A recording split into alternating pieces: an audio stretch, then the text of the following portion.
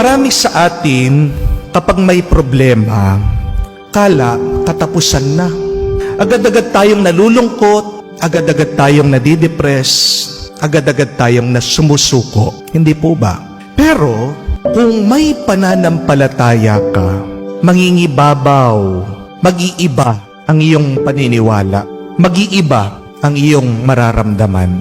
Kung may problema ka, pero malalim ang iyong pananampalataya, mauunawaan mo na ang problema ay hindi katapusan kung hindi umpisa ng grasya at biyaya ng Diyos. Amen? Kung nananalig ka sa Diyos at may problema ka, maiintindihan mo na ang lahat, kahit na ang problema, ay regalo. If only you have a deep faith in the Lord, you will realize, you will see that everything is a gift. That is really the truth of this life, that everything is a gift. Say that to yourself every day. Whatever you are experiencing, say, realize, and understand, this is a gift. Magpasalamat ka sa Diyos. Ano man ang nararanasan mo, regalo yan sa iyo. Yan man ay sakit, yan man ay utang, yan man ay sirang relasyon, yan man ay pagkakamali mo, yan man ay hindi pagkakaintindihan pa rin sa pamilya, o yan man ay lungkot dulot ng kamatayan ng iyong minamahal. Lahat ng yan, regalo. Everything is a gift from God. Napakaganda po nung sabi ng isang Roman emperor. Ang pangalan po si Marcus Aurelius. What stands in the way is the way. Ang balakid sa daan ay ang daan. Pero paano ito magiging daan? Huwag kang titigil. Huwag kang hihinto. Pagpatuloy mo. Whatever obstacle we have, hindrances we have, problems we have in our lives, they are not there to stop us. They are there to redirect us. Dito riyan ng Diyos. Kaya nga masasabi natin, yan pa rin ay regalo galing sa Diyos. Madalas ang mga problema natin ay tulong ng Diyos sa atin dahil ayaw tayong mapahamak ng Diyos. Ayaw ng Diyos na tayo ay mas masaktan pa. Tingnan niyo po, narinig natin sa Ebanghelyo ang kwento tungkol sa muling pagkabuhay ng Panginoon. Pero ano nakita nila? Isang libingan na walang laman. An empty tomb.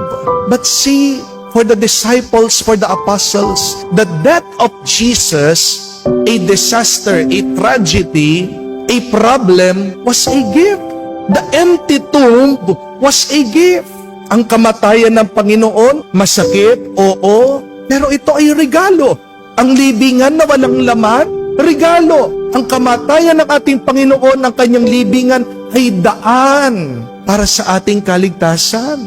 Pero paano nila nakita na ito ay daan? Paano nila nakita na ito ay regalo? Dahil meron silang malalim na pananampalataya sa Diyos. Nakita nila ng kamatayan at ang libingan na walang laman ay regalo dahil hindi sila nanatili doon. Hindi sila tumigil doon. Sila'y nagpatuloy. They want to discover the gift of God in your life. Do not stop. Continue beyond the death. Continue beyond the empty tomb. Continue beyond your tragedies, beyond your problems.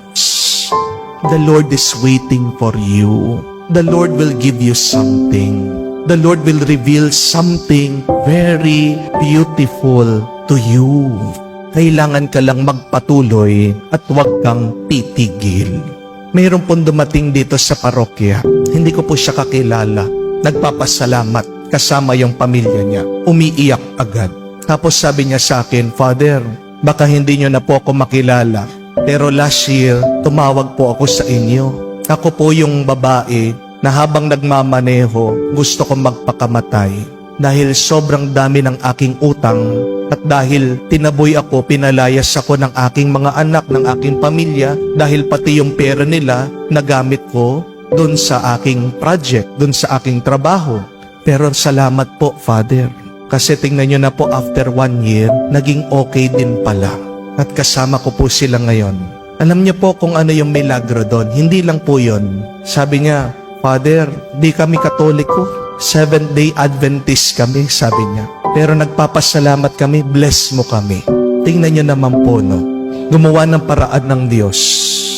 Dati, gusto magpakamatay, nalampasan yung mga utang, nabayaran, nagiging okay na yung relasyon, umaasenso na yung negosyo. Pero hindi niya mararanasan yon kung tumigil siya. Hindi po ba? Hindi niya mararating yon kung nagpakamatay siya.